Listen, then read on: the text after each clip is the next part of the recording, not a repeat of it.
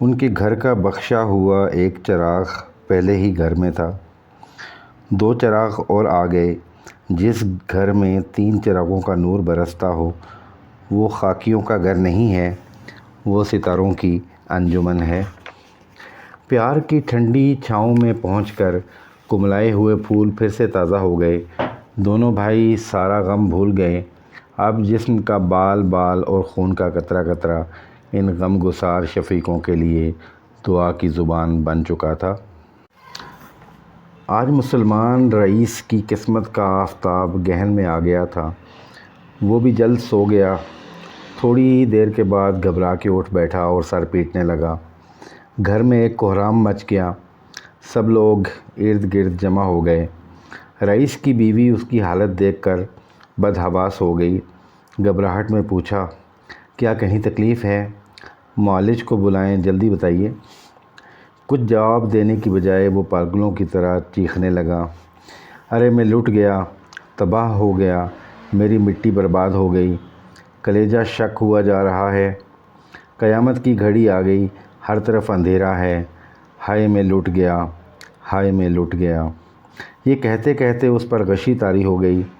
تھوڑی دیر کے بعد جب اسے ہوش آیا تو بیوی نے روتے ہوئے کہا، جلد بتائیے کیا قصہ ہے، میرا دل ڈوبا جا رہا ہے۔ رئیس نے بڑی مشکل سے روکتے روکتے جواب دیا، ہائے میں لٹ گیا، اپنی تباہی کا قصہ کیا بتاؤں تمہیں۔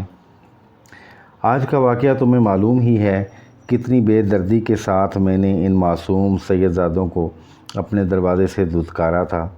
ہائے افسوس، اس وقت میری عقل کو کیا ہو گیا تھا۔ ابھی آنکھ لگتے ہی اس واقعہ کے متعلق میں نے ایک نہایت بھیانک اور ہولناک خواب دیکھا ہے کہ میں ایک نہایت حسین اور شاداب چمن میں چہل قدمی کر رہا ہوں۔ اتنے میں ایک ہجوم دوڑتا ہوا میرے قریب سے گزرا۔ میں نے لپک کر دریافت کیا، آپ لوگ اتنی تیزی کے ساتھ کہاں جا رہے ہیں؟ ان میں سے ایک شخص نے بتایا کہ باغ فردوس کا دروازہ کھول دیا گیا اور ایک اعلان کے ذریعے امتی محمدی کو داخلے کی عام اجازت دے دی گئی ہے۔ یہ سن کر میں خوشی سے ناچنے لگا اور ہجوم کے ساتھ شامل ہو گیا۔ باغ فردوس کا دروازہ کھلا ہوا تھا، ایک ایک کر کے لوگ داخل ہو رہے تھے۔ میں بھی آگے بڑھا اور جو ہی دروازے کے قریب پہنچا، جنت کے پاسبان نے مجھے روک دیا۔ میں نے کہا، مجھے کیوں روکا جا رہا ہے؟ آخر میں بھی سرکار صلی اللہ علیہ وآلہ وسلم کا امتی ہوں۔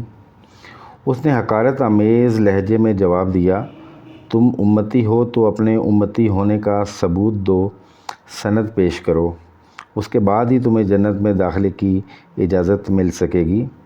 بغیر ثبوت لیے اگر نبی زادوں کو تم اپنے گھر میں پناہ نہیں دے سکتے تو تمہیں بغیر ثبوت کے جنت میں داخلے کی اجازت کیوں کر مل سکتی ہے؟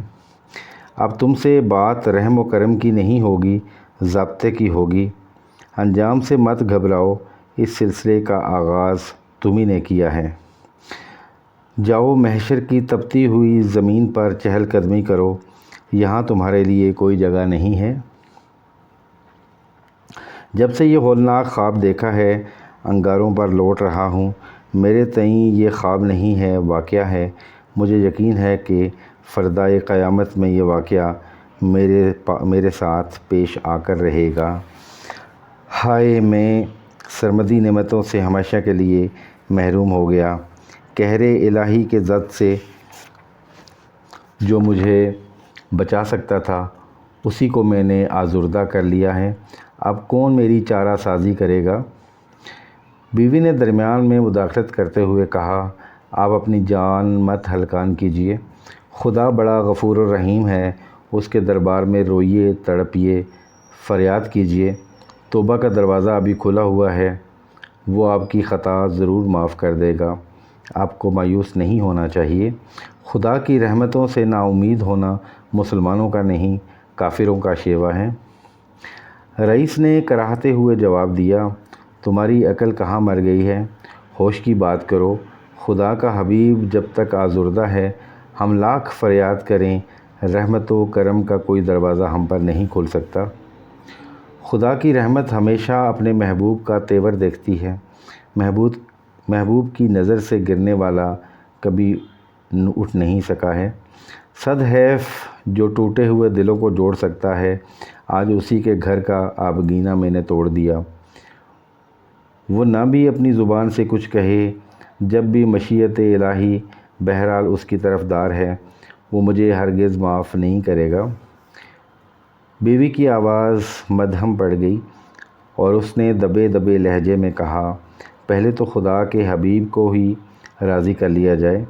ابھی شہزادے شہر سے باہر نہیں گئے ہوں گے، صبح سویرے ہی انہیں تلاش کریں اور جس طرح بھی ہو منت سماجت کر کے منا کر انہیں گھر لے آئیں۔ وہ اگر راضی ہو گئے اور انہوں نے آپ کو معاف کر دیا تو خدا کا حبیب بھی راضی ہو جائے گا، اس کے بعد آسانی سے رحمت یزدانی کی توجہ حاصل کی جا سکے گی۔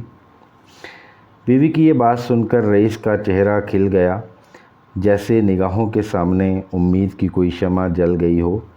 اتنی دیر بعد اب اسے اپنی نجات کا ایک موہوم سہارا نظر آیا تھا۔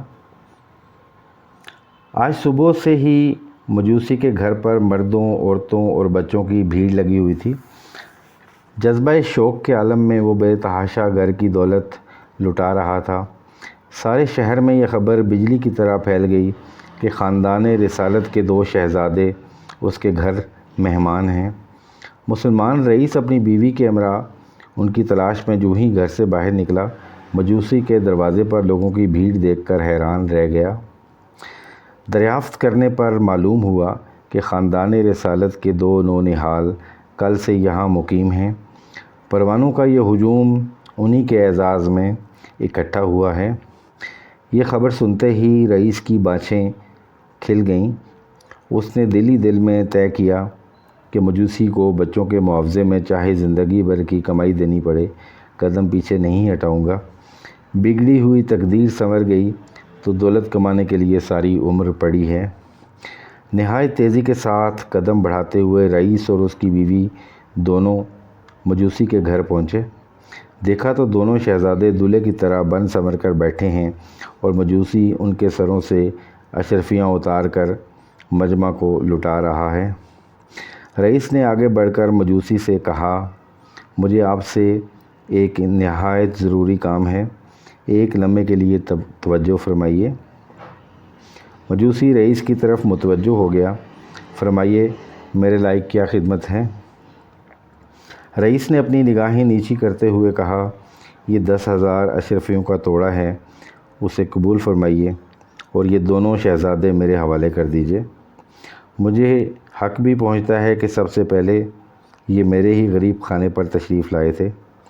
مجوسی نے مسکراتے ہوئے جواب دیا، فردوس کی جو عالی شان عمارت آپ نے دیکھی ہے اور جس میں داخل ہونے سے آپ کو روک دیا گیا، کیا آپ جانتے ہیں کہ میں 10,000 اشرفیوں میں اسے فروخت کر دوں اور زندگی میں پہلی بار رحمت یزدانی کا جو دروازہ کھلا ہے اپنے اوپر مکفل کر لوں؟ شاید آپ کو معلوم نہیں کہ جس خواجہ کونین صلی اللہ علیہ وآلہ وسلم کو آزردہ کر کے اپنے اوپر جنت حرام کر لی ہے، رات کو ان کے جلوہ بار تبسم سے ہمارے دلوں کی کائنات روشن ہو چکی ہے۔ اے خوشا نصیب کہ اب ہمارے گھر میں کفر کی شب دیجور نہیں ہے، ایمان اور اسلام کا سویرا ہو چکا ہے۔ یاد کیجئے خواب کی وہ بات جب آپ جنت کے پاسبان سے کہہ رہے تھے کہ آخر میں بھی سرکار صلی اللہ علیہ وآلہ وسلم کا امتی ہوں، مجھے کیوں روکا جا رہا ہے؟ تو میں اس وقت آپ اپنے چھوٹے سے کنبے کے ساتھ جنت کے صدر دروازے سے گزر رہا تھا۔ مجھے یہ کہنے کی ضرورت پیش نہیں آئی کہ میں بھی سرکار صلی اللہ علیہ وآلہ وسلم کا امتی ہوں۔ سرکار صلی اللہ علیہ وآلہ وسلم کا امتی کروڑوں کی بھیڑ میں پہچان لیا گیا، وہاں زبان کی بات نہیں چلتی، دل کا آئینہ پڑھا جاتا ہے میرے بھائی۔ ہمارے حال پر سرکار صلی اللہ علیہ وآلہ وسلم کی رحمت و نوازش کا اس سے بھی زیادہ حیرت انگیز منظر دیکھنا چاہتے ہو تو اپنی اہلیہ کو اندر بھیج دو۔ حضرت سیدہ کی کنیز شکرانے کی نماز ادا کر رہی ہے، غالباً وہ ابھی سجدے میں ہوں گی۔ سر اٹھانے کے بعد ذرا اس کی دمکتی ہوئی پیشانی کا نظارہ کر لیں۔ عالم خواب میں جس حصے پر سیدہ نے اپنا دست شفقت رکھا تھا، وہاں اب تک چراغ جل رہا ہے، کرن پھوٹ رہی ہے اور در و دیوار سے نور برس رہا ہے۔ جن شہزادوں کے دم قدم سے ہمارے نصیب چمکے، دلوں کی انجمن روشن ہوئی، جیتے جی سرمدی امان کا پروانہ ملا، اور ایک رات میں ہم کہاں سے کہاں پہنچ گئے۔ آپ انہیں 10,000 اشرفیوں میں خریدنا چاہتے ہیں، حالانکہ صبح سے اب تک میں 10,000 اشرفیاں صرف ان کے اوپر سے نثار کر چکا ہوں۔ اب وہ میرے مہمان نہیں، گھر کے مالک ہیں، ہم خود ان کے حوالے ہیں، انہیں کیا حوالے کر سکتے ہیں۔ بھائی جان، آپ کا یہ سارا جوش و خروش اور عقیدت رات کے خواب کا نتیجہ ہے۔ خواب سے پہلے آنکھ کھل گئی ہوتی تو بات بن سکتی تھی، اب اس کا وقت گزر چکا ہے۔ البتہ ماتم کا وقت باقی ہے، وہ کبھی نہیں گزرے گا۔ رئیس سر جھکائے ہوئے باتیں سن رہا تھا اور روتے روتے اس کی آنکھیں سرخ ہو گئی تھیں۔ بڑے بھائی کی نظر جو ہی اس کی طرف اٹھی، دل جذبہ رحم سے بھر آیا۔ بھرائی ہوئی آواز میں کہا، بڑے سے بڑے غم کا بار سہ لیا ہے، لیکن بھیگی ہوئی پلکوں کا بوجھ ہم سے کبھی نہیں اٹھ سکا۔ تم نے ہمارے ساتھ جو کچھ بھی کیا وہ تمہارا شیوا تھا، لیکن ہم تمہارے ساتھ اپنے گھر کی ریت برتیں گے۔ جاؤ، تمہیں ہم نے معاف کر دیا، نانا جان بھی معاف کر دیں گے۔ مایوسی کا غم نہ اٹھاؤ، جنت میں تم بھی ہمارے ساتھ رہو گے۔ گھر لوٹتے وقت رئیس کا دل خوشی سے ناچ رہا تھا۔